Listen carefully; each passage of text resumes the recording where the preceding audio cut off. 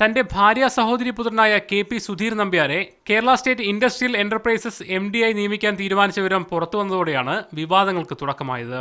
ജയരാജന്റെ മറ്റൊരു ബന്ധു Deepthi Nishanth clay and ceramics ലിമിറ്റഡിന്റെ ജനറൽ മാനേജറായതും പിന്നീട് പുറത്തുവന്നു. ആനത്തലവട്ടം ആനന്ദൻ, കോലിക്കോട് കൃഷ്ണൻ നായർ തുടങ്ങിയവരുടെ ബന്ധുക്കളെ പൊതുമേഖലാ സ്ഥാപനങ്ങളിലേക്ക് നിയമിച്ചതും വിവാദമായി.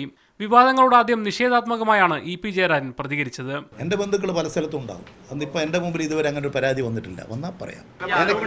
ഒരു എല്ലാം വരട്ടെ, അപ്പൊ പറയും. ഒരു പ്രശ്നമൊന്നുമില്ല, പറയേണ്ടവരെല്ലാം പറയട്ടെ, തോന്നിയ പോലെ പറയട്ടെ. ഈ പറഞ്ഞ പലരെ എനിക്ക് അറിയുന്നില്ല കേട്ടാ. എന്നാൽ ആദ്യം മുതൽ ഈ വിഷയത്തിൽ മുഖ്യമന്ത്രി പിണറായി വിജയൻ കരുതലോടെയാണ് പ്രതികരിച്ചത്.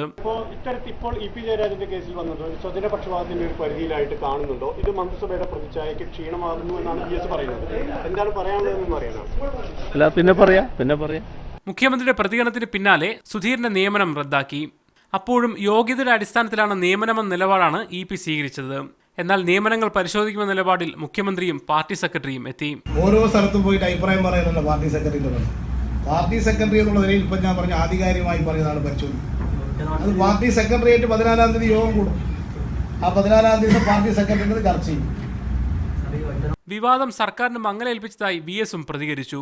അതേ സംബന്ധിച്ച് ഗവൺമെന്റ് ഗൗരവമായി അന്വേഷിച്ച് കുറ്റവാളികൾക്ക് എതിരെ മാതൃകാപരമായ നടപടി സ്വീകരിക്കുമെന്ന് തന്നെയാണ് ഞാൻ കരുതുന്നത്. ഈ സർക്കാരിന്റെ പ്രതിച്ഛായയ്ക്ക് അത് മോശമായോ? സംശയമില്ല. തിരുത്തൽ നടപടി സംസ്ഥാന ഘടകം എടുക്കുമെന്ന പ്രതികരണത്തിലൂടെ CPM general secretary Sitaram Yechury കേന്ദ്ര നേതൃത്വത്തിന്റെ നിലപാട് വ്യക്തമാക്കി. You see, the process of correction of whatever has happened has been initiated. The Secretariat is meeting on the 14th in AKG Center at Trivandrum.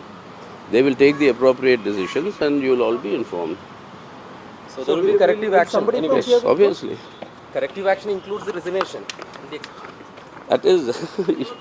തുടർന്ന് പാർട്ടി നേതൃത്വവുമായി നടത്തിയ ചർച്ചകൾക്കൊടുവിൽ ജയരാജൻ രാജ്യസന്നദ്ധ അറിയിച്ചു. അവസാനം കോടിയേരി ബാലകൃഷ്ണനും മുഖ്യമന്ത്രി നടത്തിയ ചർച്ചകൾക്കൊടുവിലാണ് EP ജയരാജന്റെ രാജിയിൽ തീരുമാനമായത്. മുഹമ്മദ് അസ്ലം, മീഡിയ 1, തിരുവനന്തപുരം.